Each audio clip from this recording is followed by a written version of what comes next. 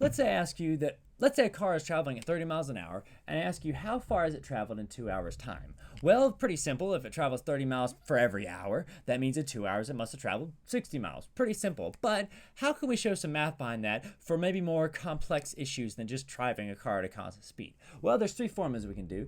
Distance equals the rate times the time, which is exactly what we did just a second ago. We multiplied the rate, which is the 30 miles an hour, by the time, which is 2 hours, and we got a distance of 60 because 30 times 2 is 60.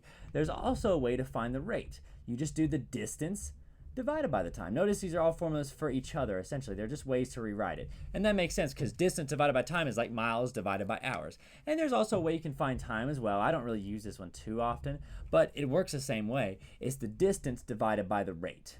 Again, I really don't use this one very often just because I don't see a need to, but these are our three ways we can find distance, rate, and time and how they correlate to each other. Now we're going to be doing some kind of hefty problems. The math isn't going to be hefty, but it's going to be a lot to kind of take in and soak in. Let's start with this. A passenger plane made a trip to Las Vegas and back. On the trip there, it flew 432 miles an hour, and on the return trip, it went 480. Before I read any further, let's go ahead and draw this out. I know a lot of people don't like drawing things, but I'm going to at least draw it out down here, okay? So let's say, here's my little plane. Maybe if I can draw a plane, we'll draw a little tail thing right there. Boom. All right. Went to LA.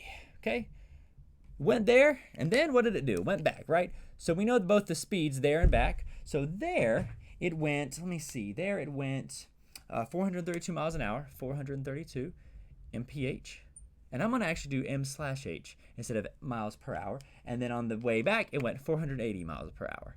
480 miles per hour. And then it says, how long did the trip there take? So we don't know the time here. We don't know the time. We got that as a question mark there.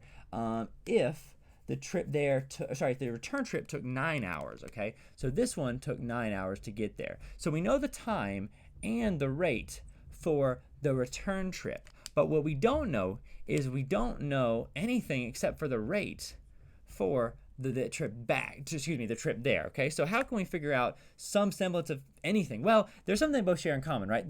Obviously, the distance is the same, right? You went from the airport to LA, LA to the airport. So we know the distance. If we find the distance for one of those travels, we'll find the distance for the other. So let's go ahead and find that. So I'm going to write above this, I'm going to write distance equals rate times time, which we know. So we got to find the distance first. So we got both pieces of information here. So the distance is going to equal to the rate, which is 480 miles an hour,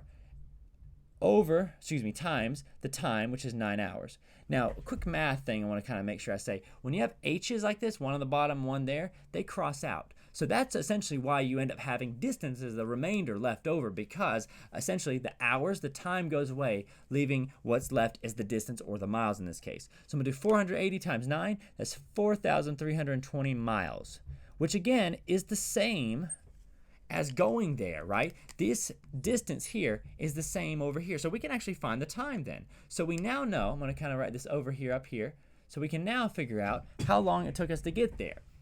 So we know the distance. We can actually find the time straight up like this. So time equals distance divided by the rate. Well, we know both of those. We know the distance, we know the rate. So let's go ahead and do it. So time equals distance, which is going to be 4,320 miles divided by the rate, which is 432 miles per hour. And then that will give us our time, which is just 10 hours. Which makes sense because, we traveled slower there, and so it takes a little bit more time to get there. Okay, that's a bit of a hefty one. A lot of times drawing it helps make a little bit more sense, okay? Let's do another one. Very similar to this, okay? This one's going to be a little different, so I'm going to read it for a second. So, Kaylee left school and traveled towards her friend's house at an average speed of, let me see, how far apart was it again? At average speed of 40 kilometers an hour. Okay, so that's her speed, that's her rate, all right? And Matt left 1 hour later and traveled in the opposite direction this looks terrible. God damn it.